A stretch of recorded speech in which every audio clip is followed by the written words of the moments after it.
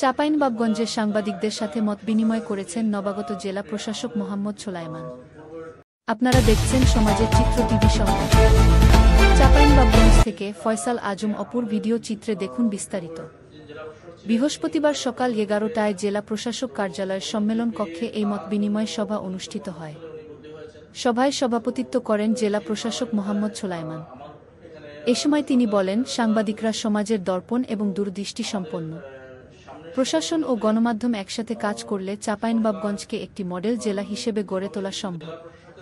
মতবিনিময় সভায় উপস্থিত ছিলেন চাঁপাইনবাবগঞ্জ জেলা প্রেসক্লাবের সভাপতি হোসেন শাহনেওয়াজ, সাধারণ সম্পাদক মনোয়ার হোসেন জুয়েল, সিনিয়র সাংবাদিক শহীদুল হুদা অলোক, ডাবলু কুমার ঘোষ, প্রেসক্লাবের সভাপতি গোলাম মোস্তফা মন্টু, টেলিভিশন জার্নালিস্ট অ্যাসোসিয়েশনের সভাপতি রফিকুল আলম, সাধারণ সম্পাদক ফারুক আহমেদ চৌধুরী, এশিয়ান টেলিভিশনের স্টাফ রিপোর্টার ফয়সাল আজম অপু, সময় টিভির জেলা প্রতিনিধি জাহাঙ্গীর আলম, ডিবিসি নিউজ এর জহুরুল ইসলাম সহ স্থানীয় সংবাদকর্মীরা।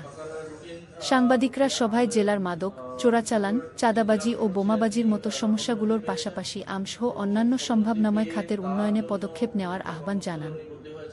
এ সময় উপস্থিত ছিলেন স্থানীয় সরকার বিভাগের উপপরিচালক উজ্জ্বল কুমার ঘোষ, অতিরিক্ত জেলা প্রশাসক নকিব উদ্দিন তরফদার, অতিরিক্ত জেলা ম্যাজিস্ট্রেট আনিছুর রহমান এবং অতিরিক্ত জেলা প্রশাসক রাজস্ব ফয়সাল রায়হান।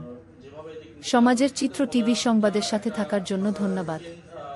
সবার আগে আপনার এলাকার সংবাদ পেতে আমাদের চ্যানেলটিকে সাবস্ক্রাইব, লাইক, ফলো দিয়ে সাথে থাকুন। পরবর্তী সংবাদ শোনার আমন্ত্রণ রহিল।